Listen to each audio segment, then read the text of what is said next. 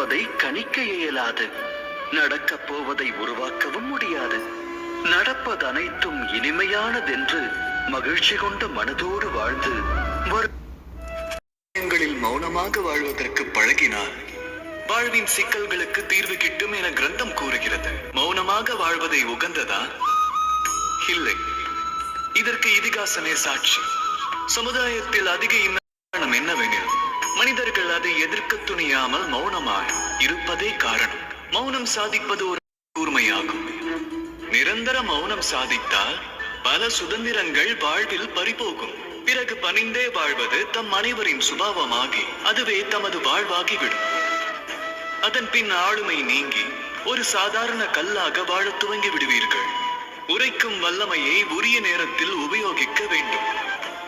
திருவாய் மலர்ந்து வார்த்தைகளை விடுக்கவும் அதை அடக்கவும் வழியறிய வேண்டும். மௌனம் மகத்துவமே, ஆனால் தக்க வேளையில் அதை கலைப்பது அதைவிட அதிமகத்துவம் வாய்ந்தது.